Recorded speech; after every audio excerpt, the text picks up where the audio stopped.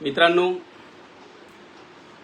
सर्वांना साहित्य रत्न साहित्य सम्राट अण्णाभाऊ साठे यांच्या जयंतीनिमित्त मी डॉक्टर राज ताडेराव आपणाला सर्वांना हार्दिक हार्दिक शुभेच्छा देतो। मित्रांनो, आज साहित्य सम्राट अण्णाभाऊ साठे साहित्य परिषद महाराष्ट्र राज्य यांच्या वतीने या व्याख्यानाचं आयोजन करण्यात आलेले आहे। त्यानिमित्त या परिषदेचे संस्थापक अध्यक्ष डॉक्टर विठ्ठल भंडारे सर, त्याचप्रमाणे doctor Sambhaji Biranje sir, doctor Kishor Jogdand sir, doctor Dasharath Rasal sir, प्राध्यापक Santosh Akhade sir, doctor Balaji Suravase sir, doctor Mohan Londhe sir, Sopan Khude sir, प्राध्यापक Arun Alewar sir, doctor Devidas Hargele sir, कवित्री छाया बेले मॅडम, प्राध्यापक तुकाराम बोईनवाड सर, प्राध्यापक गिरगावकर सर,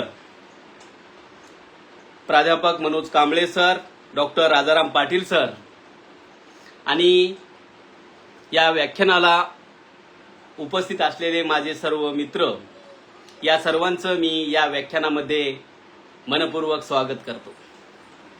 मित्रांनो, या व्याख्यानाला उपस्थित असलेले सर्व मान्यवर, त्याचप्रमाणे माझे जे शिक्षक आहेत, शिक्षक बांधव, विद्यार्थी, मित्रमैत्रिणींनी, सामाजिक कार्यकर्ते, त्याचप्रमाणे साहित्यप्रेमी आणि फेसबुक लाईव्हद्वारे हे व्याख्यान पाहणारे आपल्या महाराष्ट्रातील तसेच सर्व देश विदेशातील सर्व बंधू भगिनींना साहित्य सम्राट अण्णाभाऊ साठे जयंती व लेखन प्रेरणा दिनानिमित्त मी आपल्याला सर्वांना शुभेच्छा देतो। मित्रांनो, आज आपण अशा महामानवाची जयंती साजरी करण्यासाठी एकत्र आलो आहोत की ज्यांनी आयुष्यभर हातात तलवार नाही तर लेखणी धरली, बंदूक नाही तर पोवाडा गात अन्यायाला आव्हान दिले आणि ज्यांनी उपेक्षित, वंचित, शोषित, कष्टकरी, भटके विमुक्त, दलित, शेतकरी यांच्या वेदनांना शब्द दिले, ते म्हणजे साहित्यरत्न साहित्य सम्राट अण्णाभाऊ साठे। मित्रांनो, अण्णाभाऊ साठे हे फक्त लेखक नव्हते, ते फक्त शाहीर नव्हते, ते फक्त कादंबरीकार नव्हते, ते एक विचार होते, ते एक चळवळ होते, ते अन्यायाविरुद्ध उभं राहण्याची प्रेरणा होते।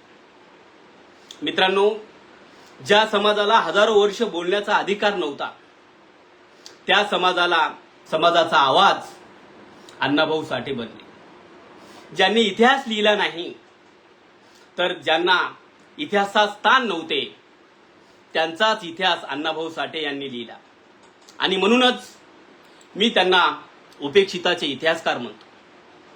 मित्रांनो, आज अण्णाभाऊ साठेची गरज का आहे? आज आपण डिजिटल युगामध्ये जगत आहोत। आपल्या सर्वांकडे मोबाईल आहे, इंटरनेट आहे, त्याचप्रमाणे कृत्रिम बुद्धिमत्ता सुद्धा आहे। परंतु प्रश्न आहे, गरीब संपला का? शेतकऱ्याच्या आत्महत्या थांबल्या का? कामगाराचे शोषण संपले का? जातीय भेदभाव पूर्णपणे नष्ट झाला का? जर याचे उत्तर नाही असेल तर अण्णाभाऊ साठे आजही जिवंत आहेत, कारण त्यांचे साहित्य हे खूप परिवर्तनवादी आहे। मित्रांनो, 1 ऑगस्ट 1920 रोजी सांगली जिल्ह्यातील वाटेगाव येथे अण्णाभाऊ साठे यांचा जन्म झाला। अत्यंत गरीब कुटुंब, घरात अन्न नव्हते, शिक्षणाची सुविधा नव्हती, जातीमुळे अपमान होता, परंतु एक गोष्ट होती, ती म्हणजे स्वाभिमान।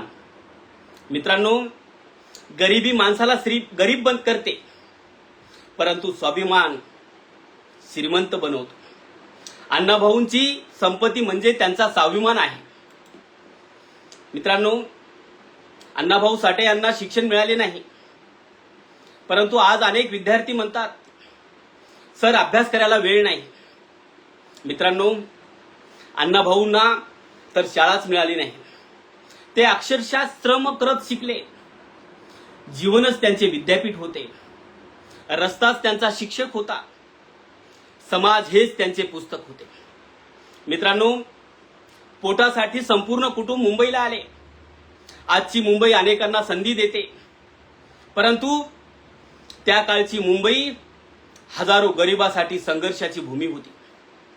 अण्णाभाऊ साठे यांनी मजुरी केली, विटा उचलल्या, बांधकाम केले, हमाली केली, रस्त्यावर झोपले, भूक सहन केली, पण स्वप्न सोडले नाही. मित्रांनो, भूक फक्त पोटाची असते, ज्ञानाची भूक असते, सन्मानाची भूक असते, स्वातंत्र्याची भूक असते. अण्णाभाऊंनी या सर्व भूकेला शब्द दिला. मित्रांनो, आज मी अण्णाभाऊ साठे यांच्याबद्दल केवळ चरित्र सांगणार नाही, मी एक इतिहासशास्त्रीय प्रश्न उपस्थित करणार आहे. अण्णाभाऊ साठे हे फक्त साहित्य सम्राट, साहित्यरत्न होते का, की उपेक्षितांचे इतिहासकार होते? हा प्रश्न अत्यंत महत्वाचा आहे. कारण इतिहास म्हणजे फक्त राजाची वंशावळ नसते. इतिहास म्हणजे समाजाची स्मृती असते. मित्रांनो, मी इतिहासाचा प्राध्यापक असल्यामुळे प्रथम इतिहासाची व्याख्या करू इच्छितो. मित्रांनो, इतिहास म्हणजे फक्त राजे नाहीत, फक्त युद्ध नाहीत, फक्त साम्राज्य नाही. इतिहास म्हणजे एका आईची भूक, एका शेतकऱ्याचा घाम असतो, एका कामगाराचे फुटलेले हात असतात, एका दलिताचा अपमान असतो, एका भटक्या समाजाचा संघर्ष असतो, एका स्त्रीचा स्वाभिमान असतो. जर हा इतिहासात नसेल तर तो इतिहास अपूर्ण आहे. मित्रांनो, पारंपरिक इतिहासाच्या काही मर्यादा आहेत. आपण इतिहासाच्या पुस्तकात वाचतो सम्राट चंद्रगुप्त मौर्य, सम्राट अशोक, छत्रपती शिवाजी महाराज, पेशवे, इंग्रज, हे सर्व महत्वाचे आहे. पण त्या काळातील सामान्य माणूस कुठे आहे? भटक्या समाजाचा इतिहास कुठे आहे? कामगारांचा इतिहास कुठे आहे? झोपडपट्टीचा इतिहास कुठे आहे? रस्त्यावर जगणाऱ्या माणसाचा इतिहास कुठे आहे? मित्रांनो, तो इतिहास अण्णाभाऊंनी लिहिला. इतिहासाची ही पोकळी अण्णाभाऊ साठे यांच्या साहित्याने मोठ्या प्रमाणामध्ये भरून काढलेली आपल्याला दिसून येते. मित्रांनो, यावरून लक्षात येते की अण्णाभाऊ साठे यांच्या लेखणीचा विषय राजा नव्हता, रंजलेला माणूस होता. त्यांचा नायक सिंहासनावर बसलेला नव्हता, तर घामाने निथळणारा श्रमिक होता. त्यांचा इतिहास दरबारांचा नव्हता, तर झोपडीचा होता. त्यांचा इतिहास सत्तेचा नव्हता, तर समाजाचा होता. म्हणूनच मी ठामपणे सांगतो की अण्णाभाऊ साठे हे केवळ साहित्य सम्राट नव्हते, ते उपेक्षिताच्या इतिहासाचे शब्दजीवी होते. त्यांनी विस्मृतीत गेलेल्या माणसांना इतिहासात स्थान दिले. त्यांनी उपेक्षितांच्या अश्रूंना शब्द दिले. त्यांनी संघर्षाला स्मृती दिली. आणि म्हणूनच ज्या इतिहासाने उपेक्षितांना विसरले, तो इतिहास अपूर्ण आहे. आणि ज्या साहित्याने उपेक्षितांना इतिहासाच्या केंद्रस्थानी आणले, त्या साहित्याचा सम्राट म्हणजे अण्णाभाऊ साठे होत. मित्रांनो, इतिहास म्हणजे फक्त राजे राजवाडे नाहीत. इतिहास म्हणजे घाम गाळणारा शेतकरी, रात्रंदिवस काम करणारा कामगार, दगड फोडणारी स्त्री, ऊसतोड कामगार, वीट भट्टीवरील बालक. आणि हाच खरा भारत. आणि हा भारत अण्णाभाऊंनी आपल्या साहित्यात आणला. म्हणूनच मी त्यांना उपेक्षितांचे इतिहासकार म्हणतो. हा शब्द मी सहज वापरत नाही, इतिहासशास्त्राच्या निकषावर वापरतो. मित्रांनो, इतिहासकार कोण? जो समाजाची स्मृती जपतो, जो विस्मृतीत गेलेल्यांना पुन्हा समाजासमोर आणतो, जो सत्तेच्या बाहेर असलेल्या लोकांचे जीवन नोंदवतो. अण्णाभाऊंनी तेच केले. जर ग्रँड डप यांनी मराठ्यांचा इतिहास लिहिला, सरदेसाई यांनी महाराष्ट्राचा इतिहास लिहिला आणि रणजित गुहा यांनी सबाल्टर्न हिस्ट्री लिहिली, तर उपेक्षित जो श्रमिक आहे, कष्टकरी आहे, दलित आहे, भटक्या समाजाचा इतिहास साहित्याच्या माध्यमातून सर्वाधिक प्रभावीपणे कोणी मांडला ते म्हणजे साहित्य सम्राट अण्णाभाऊ साठे आहेत. मित्रांनो, अण्णाभाऊ साठे यांचे साहित्य एवढे मोठे का? कारण ते कल्पना नव्हते, ते वास्तव होते. त्यांनी जे लिहिले ते जगले. आज अनेक लेखक जे आहेत वातानुकूलित एसीच्या रूममध्ये बसून गरिबावर लिहितात, परंतु मित्रांनो, अण्णाभाऊ गरिबासोबत राहिलेले आहेत. त्यामुळे त्यांच्या प्रत्येक शब्दाला जीवनाचा गंध आहे. मित्रांनो, विश्वरत्न डॉक्टर बाबासाहेब आंबेडकरांनी भारतीय समाजाला संविधान दिले. अण्णाभाऊ साठे यांनी त्या संविधानातील समता, स्वातंत्र्य, बंधुता यांना लोकभाषेत, लोककलेत आणि साहित्यातून जनतेपर्यंत पोहोचण्याचं काम केलेलं आहे. मित्रांनो, एकाने कायद्याची भाषा दिली आणि दुसऱ्याने जनतेची भाषा दिली. म्हणूनच अण्णाभाऊंचे साहित्य हे समाज परिवर्तनाचे प्रभावी साधन ठरते. मित्रांनो, अण्णाभाऊ साठे सांगतात, गरीब असणे हा गुन्हा नाही, गप्प बसणे हा गुन्हा आहे, अन्याय सहन करणे हा गुन्हा आहे. शिका, संघटित व्हा, संघर्ष करा, स्वाभिमानाने जगा. मित्रांनो, आजचा युवक मोबाईलवर तासनतास वेळ घालवतो, पण वर्षभरात एक पुस्तक वाचतो का? अण्णाभाऊ म्हणतात, पुस्तक वाचणारा समाजच इतिहास घडवतो, फक्त मोबाईल पाहणारा समाज विसरतो. मित्रांनो, अण्णाभाऊ साठे हे एका समाजाचे नव्हे तर संपूर्ण मानवतेचे साहित्यिक आहेत. त्यांनी आपल्याला शिकवले की या पृथ्वीचा भार जो आहे शेषाच्या मस्तकावर नाही, तो इथल्या कष्टकरी, शेतकरी आणि कामगाराच्या हातावर आहे, तळहातावर आहे. हा विचार आजही आपल्या समाजाला दिशा देतो. मित्रांनो, मी एक प्रश्न विचारतो, इतिहास कोण लिहितो? राजे, विजेते किंवा सत्ताधारी? उत्तर आहे हो.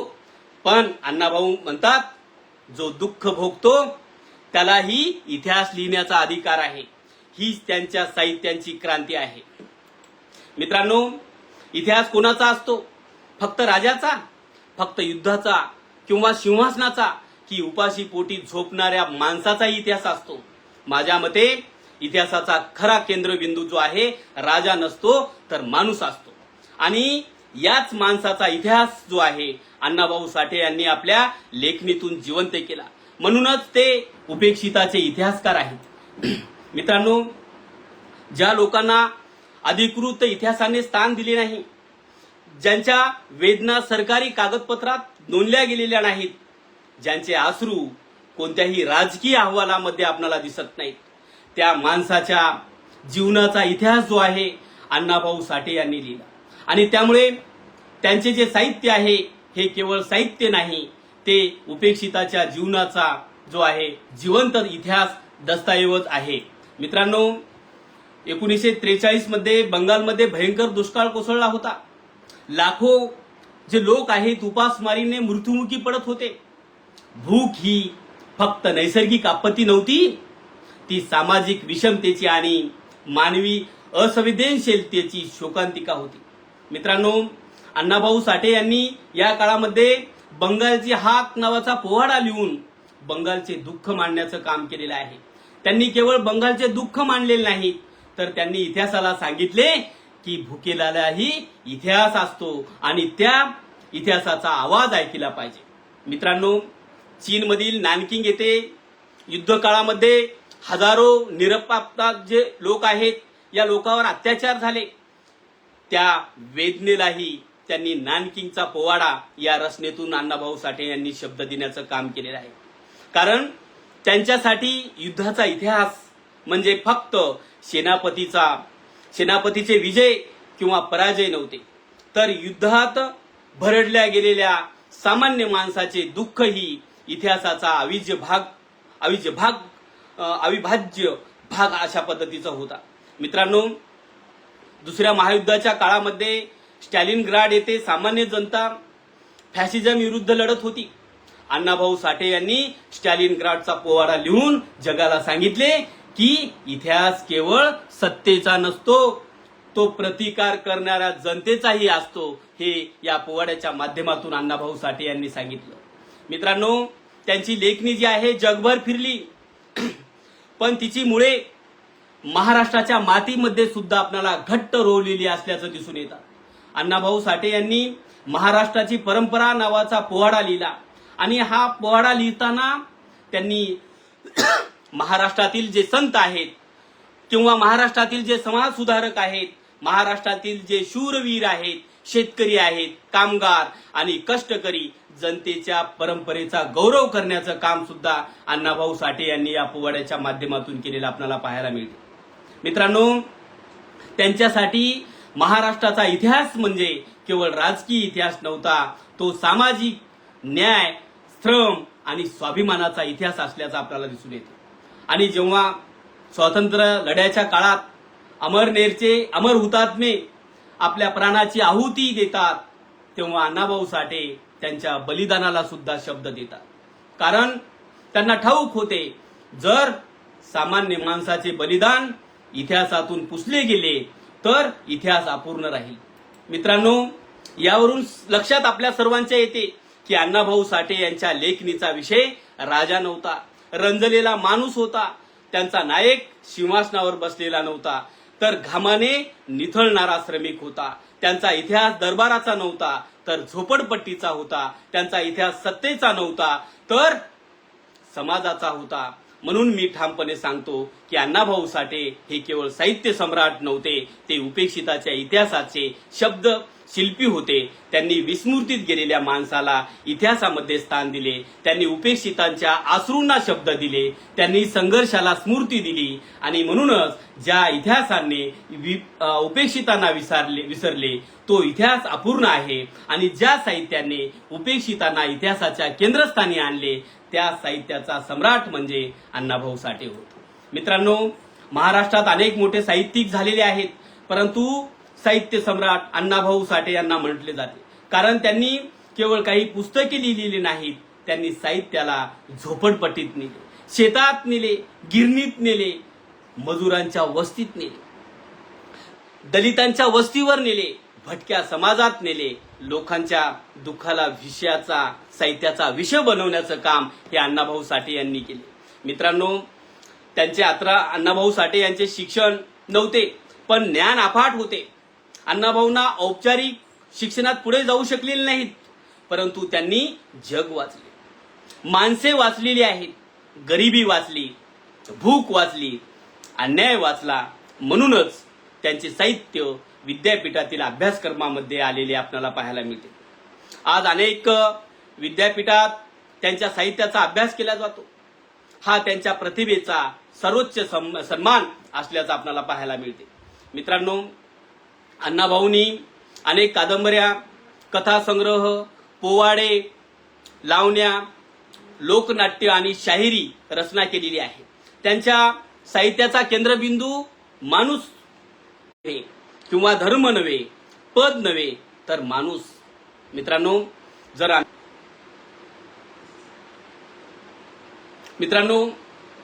जर अण्णाभाऊच्या एखाद्या पुस्तकाचे नाव घ्यायचे असेल तर ते आहे फकीरा.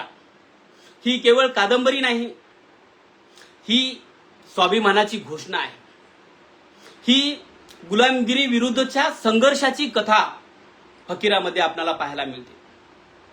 ही अन्यायाविरुद्ध उभा राहिलेल्या सामान्य माणसाची गाथा आपल्याला फकीराच्या माध्यमातून पाहायला मिळते. मित्रांनो, फकीरा, अण्णाभाऊ साठे यांचा फकीरा जो आहे हा भुकेल्यासाठी लढतो, अन्यायाविरुद्ध संघर्ष करतो, स्वाभिमानाने जगतो. म्हणूनच फकीरा आजही अनेक तरुणांनी, युवकांनी वाचणं गरजेचं आहे. मित्रांनो, अण्णाभाऊचे साहित्य हे वास्तववादी का आहे? कारण ते कल्पनेतून जन्मलेले नाही, तर ते जीवनातून जन्मलेले आपल्याला पाहायला मिळते. अण्णाभाऊ साठे यांनी उपासमार पाहिली, श्रम पाहिलेले आहेत, अपमान पाहिला, म्हणून त्यांच्या प्रत्येक पात्रामध्ये एक जिवंत माणूस दिसतो. मित्रांनो, अण्णाभाऊंची शाहिरी म्हणजे मनोरंजन नव्हते, ती लोकजागृती होती, ती क्रांती होती. मित्रांनो, आज आपण महाराष्ट्रात स्वाभिमानाने राहतो, पण हा महाराष्ट्र सहज मिळालेला नाही. संयुक्त महाराष्ट्रासाठी अनेकांनी संघर्ष केला.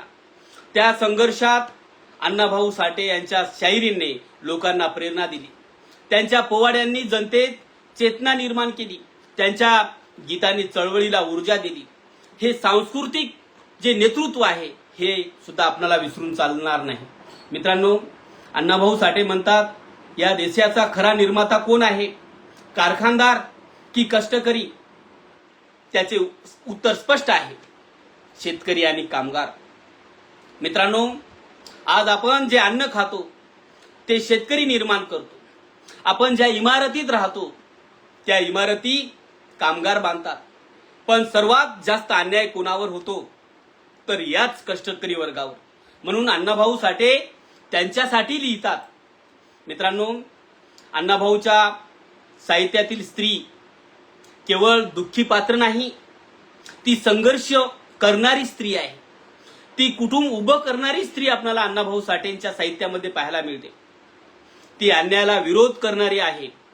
स्त्रीला स्वाभिमानाने जगण्याचा अधिकार आहे, हा संदेश अण्णाभाऊ साठे यांच्या लेखणीतून आपल्याला स्पष्ट दिसतो. मित्रांनो, अण्णाभाऊ साठेसाठी संस्कृती म्हणजे लोकांची भाषा, लोकांचे गीत किंवा लोकांचा इतिहास किंवा लोकांची परंपरा. त्यांनी लोककलेला प्रतिष्ठा दिली. तमाशा, शाहिरी, पोवाडा, लोकनाट्य यांना सामाजिक परिवर्तनाचे माध्यम बनवले. मित्रांनो, आज अनेक पुस्तक प्रकाशित होतात, पण प्रश्न आहे, ती समाज बदलतात का? अण्णाभाऊंचे एक पुस्तक 1000 भाषणापेक्षा जास्त प्रभाव टाकते, कारण ते मनाला स्पर्श करते.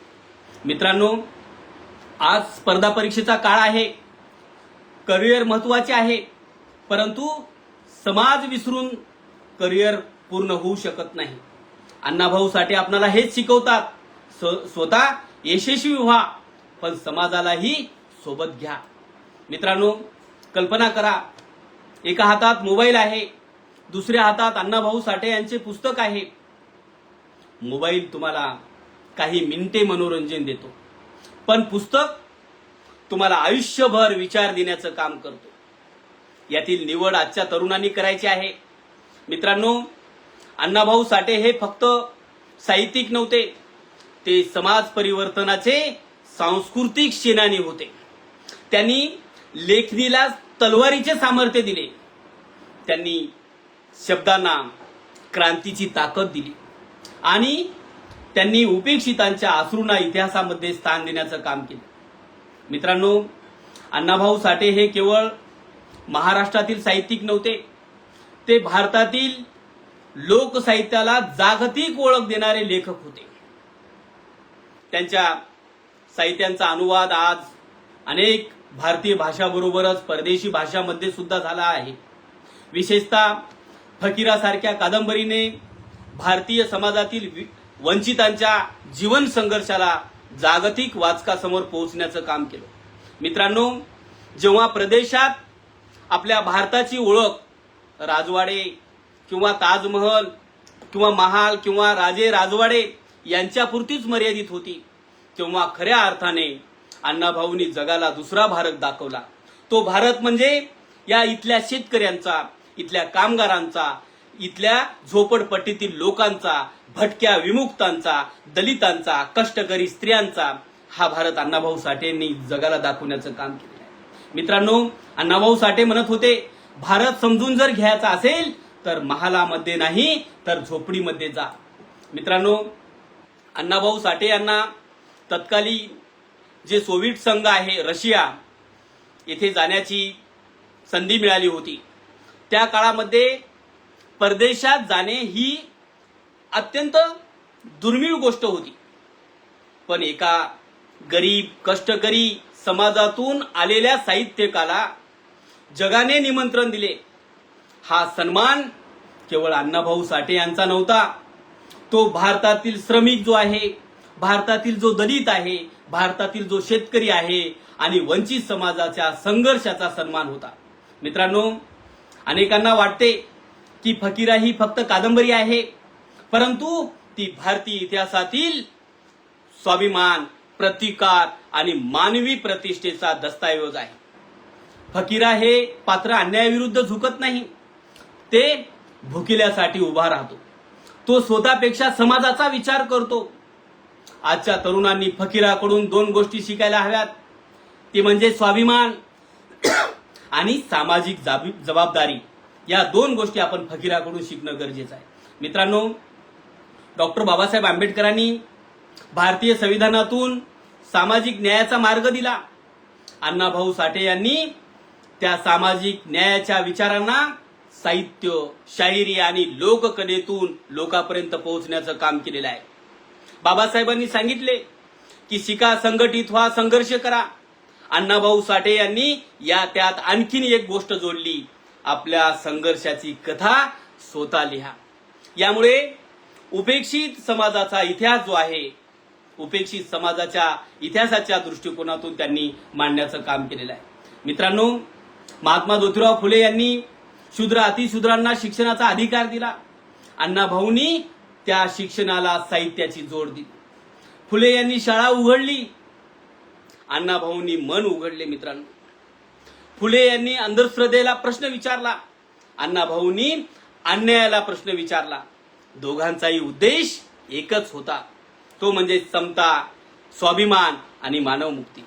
मित्रांनो, समाज बदलायचा असेल तर फक्त कायदे पुरेसे नसतात, संस्कृतीही बदलावी लागते.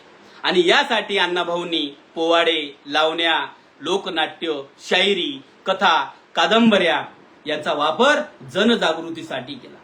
त्यांनी लोककलेला समाज परिवर्तनाचे शस्त्र बनवण्याचं काम केलेलं आहे. मित्रांनो, स्वतः औपचारिक शिक्षण कमी मिळाले असले तरी त्यांनी शिक्षणाचे महत्त्व सर्वाधिक अधोरेखित केलेलं आपल्याला पाहायला मिळते. ते म्हणतात की गरिबीवर मात करायची जर असेल तर शिक्षणाशिवाय पर्याय नाही. आज प्रत्येक पालकाने मुलाला अण्णाभाऊंचे साहित्य वाचायला द्यावे, कारण ते फक्त भाषा शिकवत नाही तर ते जीवन शिकवण्याचं काम अण्णाभाऊ साठे यांचं साहित्य करते. मित्रांनो, अण्णाभाऊ साठे यांचे सर्वात प्रसिद्ध विधान आहे, ही पृथ्वी शेष नागाच्या मस्तकावर तरली नसून ती कष्टकरी, दलित, शेतकरी, कामगारांच्या तळहातावर पेलली आहे. या वाक्यात भारतीय अर्थव्यवस्थेचे, इथल्या समाज व्यवस्थेचे आणि मानवी श्रमाचे तत्वज्ञान सामावण्याचं काम अण्णाभाऊ साठे यांनी केलेलं आहे. हा अण्णाभाऊ साठेंचा फार मोठा सिद्धांत आहे. आजही मित्रांनो, आपण अन्न खातो कारण शेतकरी शेती करतो, रस्ते तयार होतात कारण कामगार मेहनत करतात, म्हणून श्रमाचा सन्मान हीच खरी संस्कृती आहे. मित्रांनो, इतिहास हा फक्त राजाच्या विजयाचा नसतो, इतिहास हा सामान्य माणसाच्या संघर्षाचाही असतो. अण्णाभाऊंनी ज्यांना इतिहासात स्थान नव्हते त्यांना शब्द दिले. भटके विमुक्त समाज, दलित, शेतकरी, गिरणी कामगार, झोपडपट्टीतील जे लोक आहे यांच्या जीवनाला त्यांनी साहित्याच्या केंद्रस्थानी आणण्याचं काम केलं. म्हणून त्यांना उपेक्षिताचे इतिहासकार म्हणणे पूर्णपणे सार्थ आहे. मित्रांनो, आज सोशल मीडियावर प्रसिद्ध होणं फार सोपं झालेलं आहे, परंतु समाजासाठी उपयुक्त होणे कठीण आहे. अण्णाभाऊ साठे प्रसिद्धीसाठी लिहित नव्हते, ते परिवर्तनासाठी लिहित होते. हा फरक आपण सगळ्यांनी समजून घेणं गरजेचं आहे. मित्रांनो, ज्या व्यक्तीला शाळेत बसण्याची संधी मिळालेली नाही त्यांचे साहित्य आज विद्यापीठात शिकवले जाते. हीच अण्णाभाऊ साठे यांच्या जीवनाची सर्वात मोठी प्रेरणा आहे. मित्रांनो, गरिबी अडथळा नाही, जात अडथळा नाही, अडथळा असतो तो फक्त हार मानण्याचा. अण्णाभाऊंनी कधीही हार मानलेली नाही आणि म्हणूनच ते आजही लाखो लोकांच्या केंद्रस्थानी असल्याचं आपल्याला पाहायला मिळतं. मित्रांनो, अण्णाभाऊ साठे यांनी उपेक्षित वंचितांच्या वेदना, संघर्ष आणि स्वाभिमानाला साहित्यिक अभिव्यक्ती दिली, पण त्यांनी कधीही फक्त एका समाजापुरता विचार केलेला नाही. त्यांच्या साहित्यामध्ये दलित, या महाराष्ट्रातील भारतातील जे भटके विमुक्त आहे, शेतकरी आहे, कामगार आहे, स्त्री आहे, उपेक्षित सर्व समाज आहे, यांचा समानतेने विचार अण्णाभाऊ साठे यांनी केला आहे. म्हणूनच त्यांचा संदेश होता, सामाजिक न्याय हा सर्व वंचितांचा सन्मान आहे. मित्रांनो, आज युवकासमोर दोन मार्ग आहेत. एक सोशल मीडियावर अफवा पसरणे आणि दुसरा संविधान वाचणे. अण्णाभाऊ साठे असते तर त्यांनी कोणता मार्ग निवडला असता? निश्चितच ज्ञानाचा, संवादाचा, सत्याचा मार्ग. मित्रांनो, सामाजिक न्याय म्हणजे कुणाचा हक्क हिरावून घेणे नाही, तर ज्याला न्याय मिळाला नाही त्यांच्यापर्यंत न्याय पोहोचणे आहे. हीच अण्णाभाऊ साठे यांच्या साहित्याची आणि सामाजिक भारतीय संविधानाची दिशा असल्याचं आपल्याला पाहायला मिळते. मित्रांनो, मतभेद असू शकतात, विचारभेद सुद्धा असू शकतात, परंतु समाजभेद नसावेत. आपण संविधानावर विश्वास ठेवूया, तथ्यावर चर्चा करणं सुद्धा गरजेचं आहे. सामाजिक सलोखा जपूया आणि अण्णाभाऊ साठे यांच्या स्वाभिमान, समता आणि मानवी प्रतिष्ठेच्या विचाराला आपण सर्वांनी पुढे नेण्याची जबाबदारी आहे. मित्रांनो, अण्णाभाऊ साठे यांचे संपूर्ण जीवन आपल्याला एकच संदेश देते की लेखणी ही परिवर्तनाचे सर्वात प्रभावी शस्त्र आहे. त्यांनी बंदुकीने क्रांती केलेली नाही, त्यांनी शब्दांनी क्रांती केली. त्यांनी द्वेष शिकवलेला नाही, त्यांनी स्वाभिमान शिकवला. मित्रांनो, गेल्या काही वेळापासून आपण या एका महान साहित्यिकाचा जीवन प्रवास आहे तो समजून घेण्याचा आपण प्रयत्न करत आहोत. आज त्यांच्या विचारासोबत आपल्याला जाण्याला सगळ्यांना त्यांच्या विचारासोबत जाणं गरजेचं आहे. मित्रांनो, जर अण्णाभाऊ साठे आज आपल्या समोर असते तर त्यांनी काय सांगितले असते? कदाचित ते म्हणाले असते, मोठी घरे बांधलीत, पण मोठी मने बांधलीत का? मोठे रस्ते झाले, पण माणसातील अंतर कमी झाले आहे का? मोठ्या पदव्या मिळाल्या, पण समाजाचे दुःख समजले आहे का? मित्रांनो, अण्णाभाऊ साठे म्हणतात, शिक्षण घ्या. शिक्षण ही गुलामगिरीची साखळी तोडणारी शक्ती आहे. मित्रांनो, स्वाभिमानाने जगा, कारण स्वाभिमानाशिवाय माणूस जिवंत असला तरी तो खऱ्या अर्थाने जगत नाही. अण्णाभाऊ साठे सांगतात, श्रमाचा सन्मान करा, कारण काम करणारा हात कधीही लहान नसतो. मित्रांनो, अण्णाभाऊ साठे सांगतात, पुस्तक वाचा. मोबाईल माहिती देतो, पुस्तक हा विचार देतो. संविधान वाचा.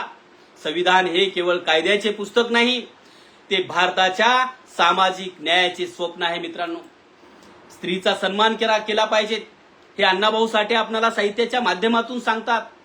समाजाची प्रगती स्त्रीच्या सन्मानाशिवाय अशक्यच आहे. मित्रांनो, अण्णाभाऊ साठे सांगतात, जातीपेक्षा माणूस मोठा आहे, हीच खरी मानवतेची ओळख आहे. मित्रांनो, गरिबांच्या बाजूने उभं राहण्याचा संदेश अण्णाभाऊ साठे देतात. ज्याला कोणी नाही त्याचा आपण झालं पाहिजे, हे अण्णाभाऊ साठे सांगतात. मित्रांनो, सत्य बोला. लोकप्रिय होण्यासाठी नाही, तर योग्य गोष्ट करण्यासाठी जगा. समाजासाठी जगा. स्वतःसाठी जगणे सोपे आहे, समाजासाठी जगणे महान आहे. अशा पद्धतीचा संदेश अण्णाभाऊ साठे देतात. मित्रांनो, आज मी महाराष्ट्रातील प्रत्येक तरुणाला विचारतो, तुमच्या घरात अण्णाभाऊ साठेचे एक तरी पुस्तक आहे का? तुम्ही फकीरा कादंबरी वाचली आहे का? तुम्ही त्यांच्या एखाद्या पोवाड्याचा अर्थ समजून घेतला आहे का? जर उत्तर नाही असेल तर आज त्यांच्या जयंतीनिमित्त आपण सर्वांनी एक संकल्प केला पाहिजे. दरवर्षी अण्णाभाऊ साठे यांचे किमान एक पुस्तक आपण सगळ्यांनी वाचलं पाहिजे. मित्रांनो, जर आपण शिक्षक असाल तर विद्यार्थ्यांना फक्त धडा शिकवू नका, इतिहासामागचा माणूस शिकवा, साहित्यामागच्या मागची वेदना शिकवा, संविधानामागचा संघर्ष जो आहे तो शिकवला पाहिजे. तेव्हा शिक्षणाला खऱ्या अर्थानं अर्थ मिळू शकतो. मित्रांनो, आपल्या मुलाला महागडा मोबाईल अवश्य द्या, पण त्यासोबतच एक चांगले पुस्तकही द्या. कारण मोबाईलचे मॉडेल बदलते मित्रांनो, परंतु पुस्तकातील जे विचार आहेत ते अमर राहतात. मित्रांनो, आज अण्णाभाऊ साठे यांना खरी आदरांजली कोणती आहे?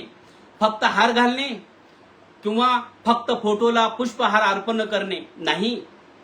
त्यांची खरी आदरांजली आहे एका गरीब मुलाला शिक्षण देणं, एका विद्यार्थ्याला पुस्तक भेट देणं, एका शेतकऱ्यांचा सन्मान करणं, एका कामगारांचे आभार मानणे, एका उपेक्षिताला न्याय मिळवून देण्यासाठी आवाज उठवणे, ही खऱ्या अर्थानं अण्णाभाऊ साठे यांना आदरांजली आहे.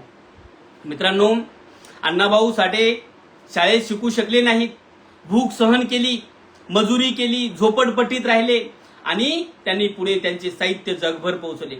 हा चमत्कार नव्हता, ही जिद्द होती. मित्रांनो, या गोष्टी आपण अण्णाभाऊ साठेकडून घेतल्या पाहिजेत.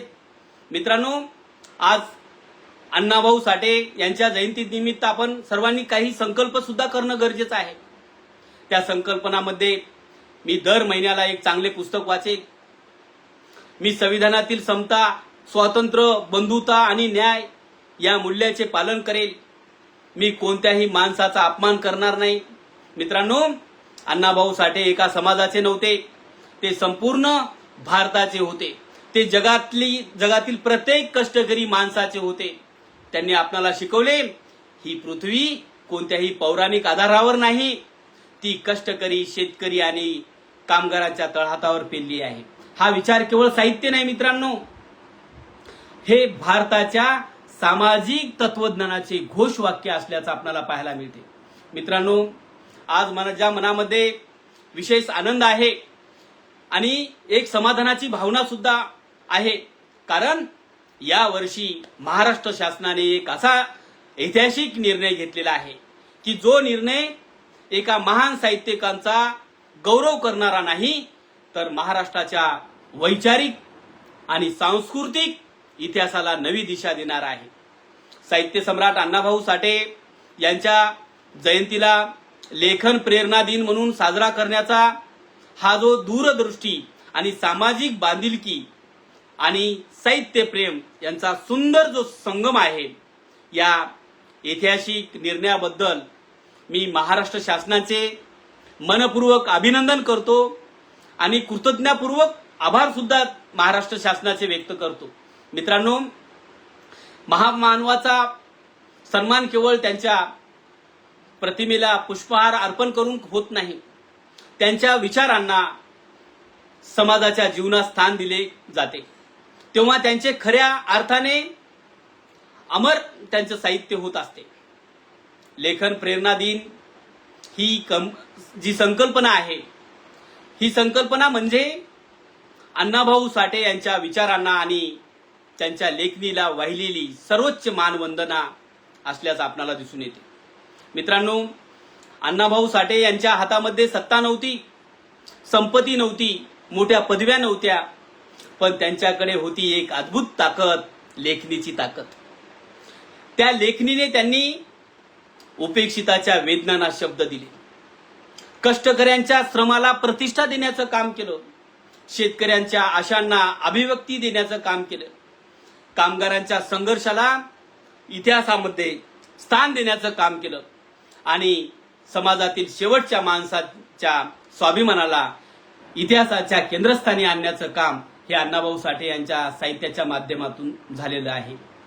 त्यांनी केवळ कथा लिहिलेल्या नाहीत, त्यांनी समाजाचे जिवंत वास्तव लिहिण्याचं काम केलं.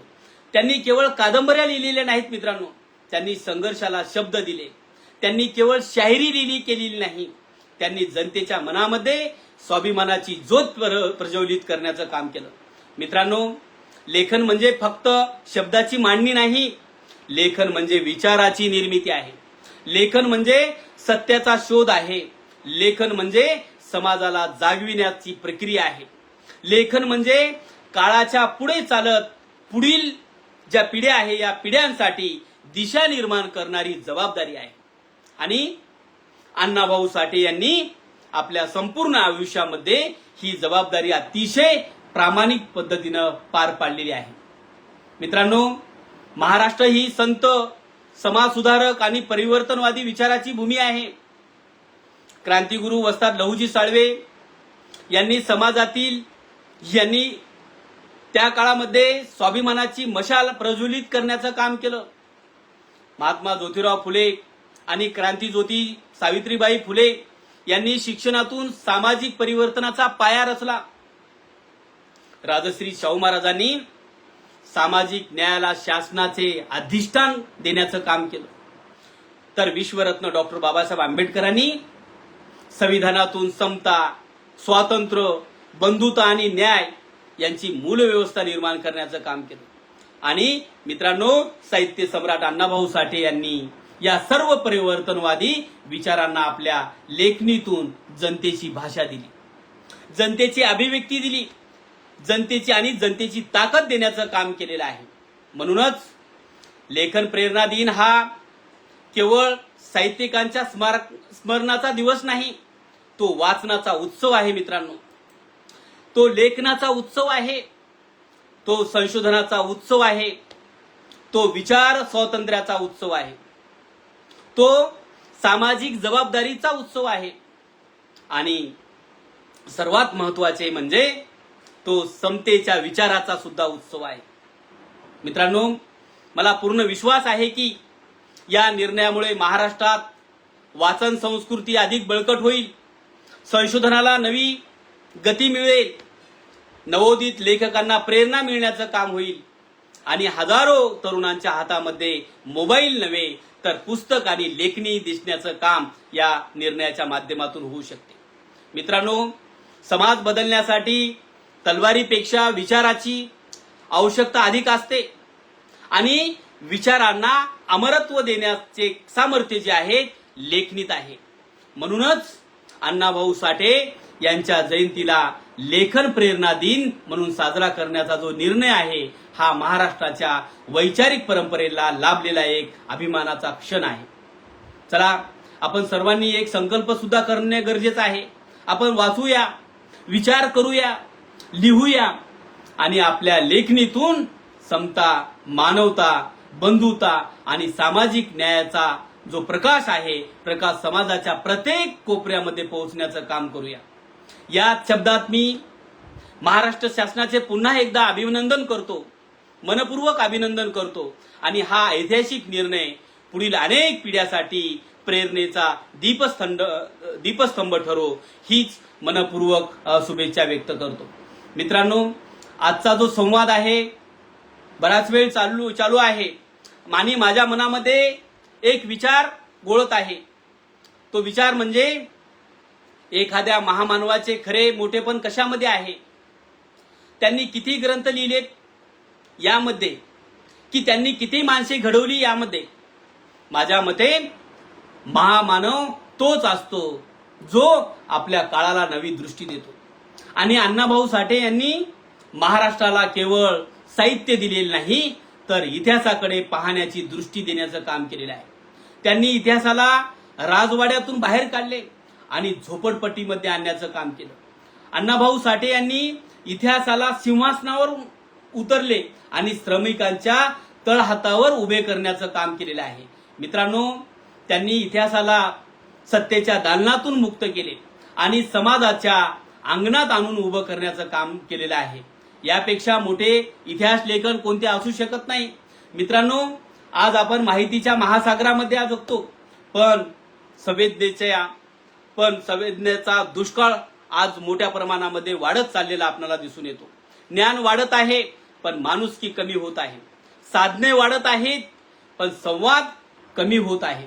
अशा काळामध्ये अण्णाभाऊ साठे आपल्याला सांगतात की माणसाला वाचा, त्यांचे दुःख समजा, त्यांच्या संघर्षात सहभागी व्हा, कारण माणसापेक्षा मोठा कोणताही ग्रंथ नाही. मित्रांनो, आज महाराष्ट्र शासनाने त्यांच्या जयंतीला लेखन प्रेरणा दिन म्हणून मान्यता जो दिलेली आहे ती देऊन केवळ एका साहित्यिकाचा सन्मान केलेला नाही, तर विचाराची, लेखणीची, संशोधनाची आणि सामाजिक बांधिलकीची परंपरा बळकट करण्याचं काम महाराष्ट्र शासनाने केलेलं आहे.